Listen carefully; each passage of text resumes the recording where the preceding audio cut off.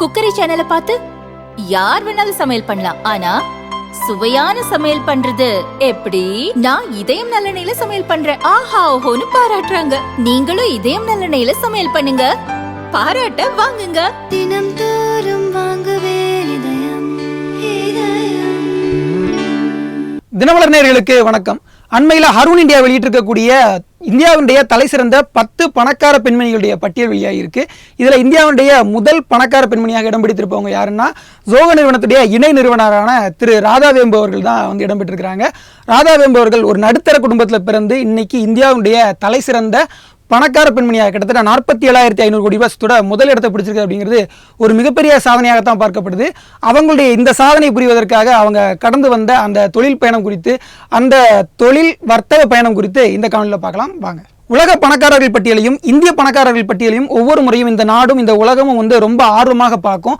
ஆனால் அதே மாதிரி இந்தியாவில் உள்ள பணக்கார பெண்மணிகளுடைய பட்டியலை நம்ம அந்த அளவுக்கு ஆர்வமாக பார்க்காமல் இருந்தாலும் கூட இந்தியாவில் இருக்கக்கூடிய பெண்கள் சமூகம் வந்து அதை ஒவ்வொரு முறையும் வந்து உற்று நோக்கி கொண்டு தான் இருக்கும். அந்த விதத்தில் இந்தியாவுடைய பணக்கார பெண்மணிகளுடைய பட்டியலை ஒவ்வொரு ஆண்டும் வந்து ஹருன் இந்தியா அப்படிங்கிற ஒரு ரிசர்ச் இன்ஸ்டியூட் வந்து வெளியிட்டு இருக்காங்க. அந்த நிறுவனத்துடைய ஆய்வுகளின்படி 2023ஆம் ஆண்டினுடைய தலை சிறந்த பணக்கார பெண்மணிகளுடைய பட்டியலில் முதல் இடத்துல ராதா வேம்பு அவர்கள் இருந்தாங்க.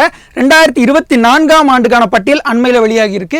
அதுலேயும் கடந்த ஆண்டில் முதலிடம் பிடிச்ச ராதா வேம்பு அவர்களே தான் மீண்டும் முதலிடம் பிடிச்சு தன்னுடைய இடத்தை தக்க வச்சிருக்காங்க. கடந்த ஆண்டு 35,000 கோடி ரூபாய் சொத்து மதிப்புகளோட, அதாவது கிட்டத்தட்ட $3 பில்லியன் மதிப்போட வந்து தன்னுடைய இடத்தை தக்க வச்சிருந்தவங்க இந்த முறையும் கிட்டத்தட்ட அதே சொத்து மதிப்போட வந்து தன்னுடைய இடத்தை தக்க வச்சிருக்காங்க. அது மட்டும் இல்லை, 2022ஆம் ஆண்டு அவங்க வந்து நைகாவுடைய நிறுவனரான ஃபல்குனி நாயர் மற்றும் பயோகான் நிறுவனத்துடைய கிரண் மஜும்தார் போன்றவங்க வந்து முதல் இடத்துலையும் 2வது இடத்துல இருந்தாங்க. அவங்க 2 பேரையும் பின்னுக்கு தள்ளி கடந்த ஆண்டு முதல் இடத்தை பிடிச்சாங்க. இப்பவும் வந்து முதல் இடத்துலயே தக்க வச்சிருக்காங்க.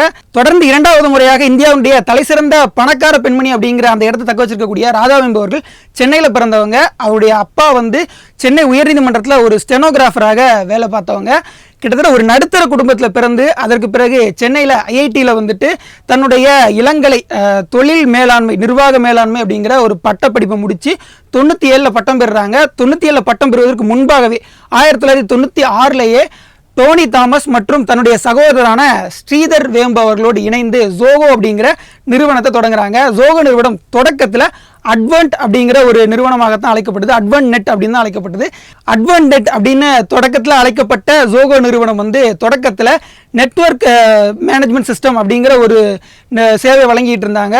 போக போக அவங்களுடைய அந்த தொழில் கவனம்ங்கிறது பல துறைகளுக்கும் விரிஞ்சது. குறிப்பாக 2001ஆம் ஆண்டு ஜப்பானோடு கைகோர்த்து சிறு மற்றும் நடுத்தர தொழில்கள் மீது தங்களுடைய கவனத்தை குவிச்சாங்க. அதனுடைய அடிப்படையில் அதனால 2005ஆம் ஆண்டுக்கு பிறகு தங்களுடைய நிறுவனம் சார்பாக பல தயாரிப்புகளை வந்து ஜோகோ நிறுவனம் வந்து வெளியிட்டாங்க. குறிப்பாக 2009ஆம் ஆண்டு வந்து ஆன்லைன் ஆஃபீஸ் சூட் அப்படிங்கிறது வந்து அறிமுகப்படுத்தப்பட்ட பிறகு அட்வன்ட் நெட் அப்படிங்கிறது வந்து ஜோகோ கார்பரேஷன் அப்படிங்கிற பெயரில் வந்து பெயர் மாற்றம் செய்யப்படுது. இப்படி பெயர் மாற்றம் செய்யப்பட்ட பிறகும் கூட வந்து ஜோகோ நிறுவனம் பெரிய அளவில் வளர்ந்துச்சு. குறிப்பாக 2020ஆம் ஆண்டு கிட்டத்தட்ட 5 கோடி வாடிக்கையாளர்களை கடந்த ஜோகோ நிறுவனம் வந்து அதற்கு பிறகு 2022ல் 8 கோடி பயனர்களை கடந்ததாகவும் வந்து தங்களுடைய சாதனைகளை சொன்னாங்க. இது உண்மையாகவே தொழில்நுட்ப உலகில் ஒரு பெரிய சாதனை அப்படின்னு தான் சொல்லப்படுது. அதையும் தாண்டி 2022ஆம் ஆண்டு நிலவரப்படி கிட்டத்தட்ட 50,000 அமைப்புகளோட கிட்டத்தட்ட 160 நாடுகளில் தங்களுடைய நிறுவனம் வந்து சேவையாற்றி கொண்டிருப்பதாக தெரிவித்தாங்க. இது எல்லாமே ஜோகோ நிறுவனத்துடைய மிக முக்கியமான வளர்ச்சி. எல்லாவற்றையும் தாண்டி ஜோகோ நிறுவனத்தினுடைய தலைமை நிர்வாக அதிகாரியாக இருக்கக்கூடிய ஸ்ரீதர் வேம்பு அவர்கள் கூட நிறுவனத்தினுடைய பங்குகளில் வெறும் 5% பங்குகளை தான் தனக்கு வச்சிருக்கிறாரு. ஆனால் ராதா வேம்பு அவர்கள் கிட்டத்தட்ட ஜோகோ நிறுவனத்தினுடைய பங்குகளில் கிட்டத்தட்ட 47 விழுக்காடு பங்குகளை வச்சிருக்காங்க. ஜோகோ நிறுவனத்துடைய அதிகப்படியான பங்குகளை வச்சிருக்கிறதும் ராதா வேம்பு அவர்கள் தான். இதனால ஜோகோ நிறுவனத்துடைய பங்குகள் வந்து பங்கு சந்தையில் மதிப்புகள் உயர உயர ராதா வேம்பு அவர்களுடைய சொத்து மதிப்பும் உயர்ந்துகிட்டே இருக்கும். இது மிக முக்கியமான ஒன்று. அதனால தான் கடந்த ஆண்டு 35,000 கோடியிலிருந்து அவங்களுடைய சொத்து மதிப்பு இந்த ஆண்டில் 47,500 கோடி அப்படிங்கிற அளவில் அதிகரிச்சிருக்கு அப்படின்னு சொல்லலாம். அது மட்டும் இல்லாமல் ஜோகோ நிறுவனத்துடைய மிக முக்கியமான தயாரிப்பான ஜோகோ மெயில் அப்படிங்கிறதுனுடைய ப்ராடக்ட் மேனேஜராக வந்து அவங்க இருக்கிறாங்க. எல்லாவற்றையும் தாண்டி, அதாவது ஜோகோ நிறுவனத்தையும் தாண்டி இன்னும் சில நிறுவனங்களில் வந்து ராதா வேம்பு அவர்கள் பணியாற்றுறாங்க. குறிப்பாக கார்பஸ் ஃபவுண்டேஷன்கிற ஒரு நிறுவனத்திலையும் அவங்க பணியாற்றுறாங்க. அதனுடைய இயக்குநராக இருக்கிறாங்க.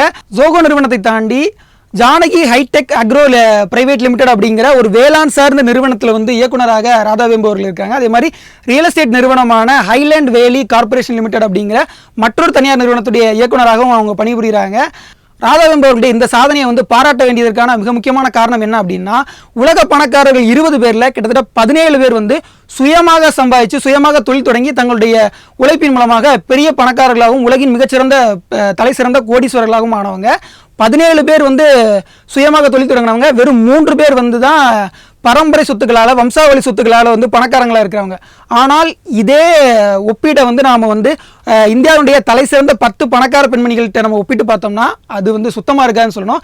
ஏன்னா கிட்டத்தட்ட வெறும் 3 பேர் மட்டும்தான் சுயமாக தங்களுடைய தொழில்களை தொடங்கி அந்த தொழில் முனைவோராக இருந்து அதன் அடிப்படையில் அவங்க வந்து பில்லியனராக ஆகியிருக்காங்க. அப்படி பார்க்கும்போது வெறும் 3 பேர் தான் வந்து இந்தியாவிலே இருக்காங்க அப்படின்னு சொல்லி அந்த பட்டியலை பார்க்கும்போது ரொம்ப கவலையாக தான் இருக்குது. ஆனால் ஒரு விதத்தில் இந்தியாவுடைய தொழில் முனைப்பு மற்றும் இந்தியாவுடைய பொருளாதார போக்குகள் எல்லாவற்றையும் வந்து வெளிப்படையாக காட்டக்கூடிய விதத்திலாம் வந்து இந்த தலை சிறந்த பணக்கார பெண்மணிகளுடைய பட்டியல் அமைந்திருக்கு அப்படின்னு சொன்னோம். அந்த விதத்தில் இந்த ஆண்டும் கடந்த ஆண்டும் முதல் இடத்தை பிடித்திருக்கக்கூடிய ராதாவேம்பு அவர்களுக்கு எங்களுடைய மனமார்ந்த வாழ்த்துக்களை தெரிவித்துக் கொள்கிறோம். அடுத்த காணொலியில் இன்னும் ஒரு நல்ல தலைப்போடு உங்களை மீண்டும் சந்திக்கிறேன். அதுவரை இணைந்தீர்கள். நன்றி, வணக்கம்.